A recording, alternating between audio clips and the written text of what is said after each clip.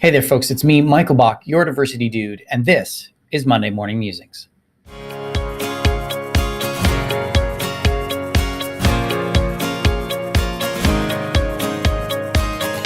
I want to talk about something that had me so upset last week that I could barely speak. But don't worry, I've calmed down a little, so I'm able to talk now. That, of course, was that the governor of the great state of Alabama, and by the way, that's sarcasm, has decided to sign a law into effect that makes abortion illegal. And, oh boy, that was followed a couple days later by the state of Missouri.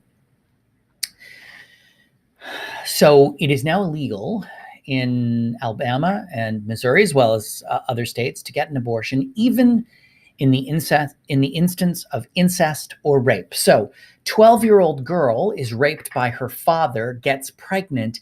She has to have the baby. What? I can't. Gonna get a little angry here.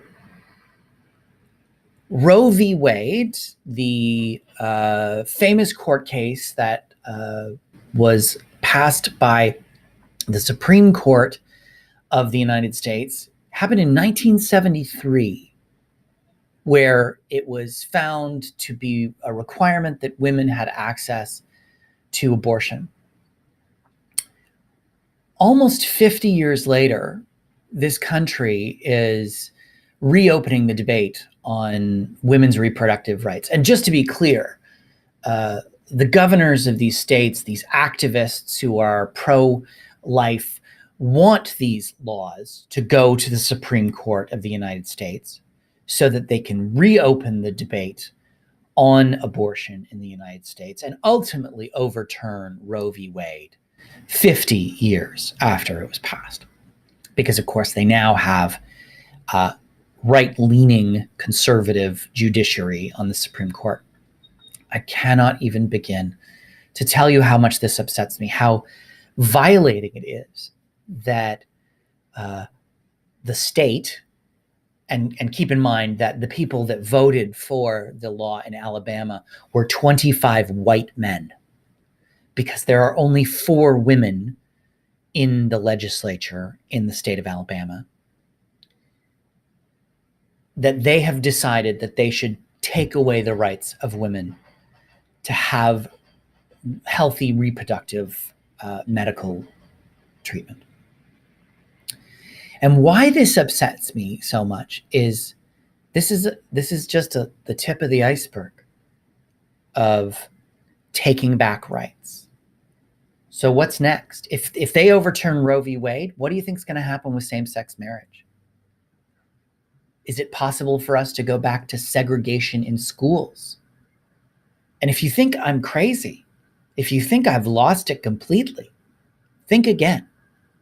If they can overturn a court ruling from 50 years ago, that's how upset I am. I don't know my numbers anymore. Then they can absolutely overturn other progressive pieces of legislation.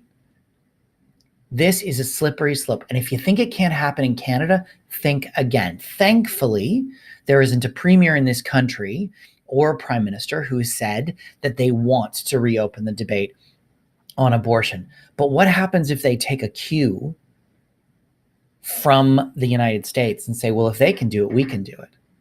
And suddenly we're losing reproductive rights in Canada. We're losing same-sex marriage. We're losing the Multicultural Act. It is a slippery slope. And there are people in this country who are actively working to make that a reality. So we must be vigilant. For those of us who see human rights as fundamental, and frankly, women's reproductive rights are a human right.